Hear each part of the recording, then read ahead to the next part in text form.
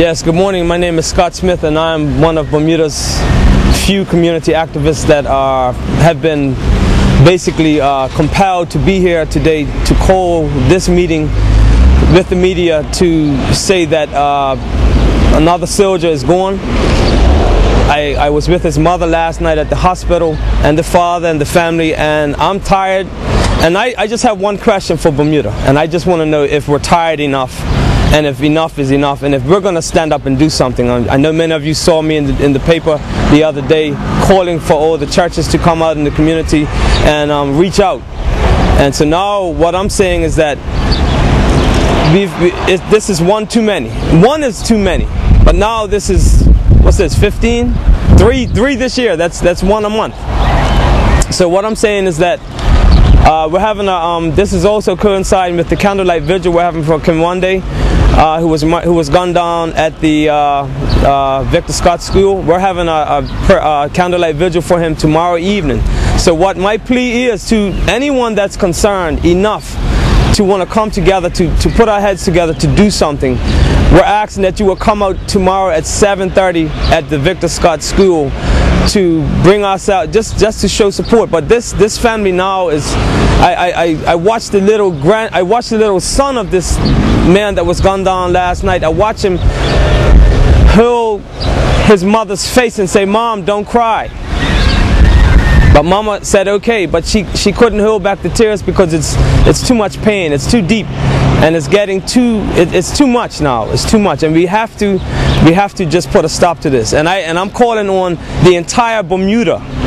If you are tired of it, I'm asking that you will come out to the Victor Scott School at 7:30 tomorrow. We'll be there in honor of Kimwande that was gunned down a year ago on Good Friday in front of his children. These guys are getting very bold now, and we have to rise up and say that's enough. And so this is my plea. This is what this conference today is about, getting the people together to say enough is enough. And I looked into the eyes of the mother. She said, "They took my son, her one and only son." And not just her, but many others. You had the Lee Shore family. You have, the list goes on. And my question is, how many more will have to die before we become serious enough to actually do something? I have a question for you. How well did you know the deceased? As a matter of fact, I knew his father. I used to play ball with his father and knew his father. Wonderful person. As a matter of fact, I talked to the deceased aunt this morning. She said how excited he was to be working, and he was working and had a good job. And he said, I'm looking forward to going away to college and making something of my life. He has a 2-year-old son that will never see his father again. And so I held, I'm just going to say it, I held another shooting victim's son. He's 3 years old. I held him yesterday in my arms, and I said, "Squeeze me real tight." And he squeezed me and held me. But these children will never see their fathers again. And we have to get tired enough to say that's enough. And it's just too much. It's too much. And we really have to get serious enough to say, you know what? We have to do something. And for those who say that they are skeptical about what I'm trying to do and calling the churches out, well, if you try it, you might like it. Because we need to develop relationships with the people of our country so we can reach them and reach the children that are in their houses, because they know who the children are. So my cry is, let's not say that I'm skeptical and I don't know if it will work.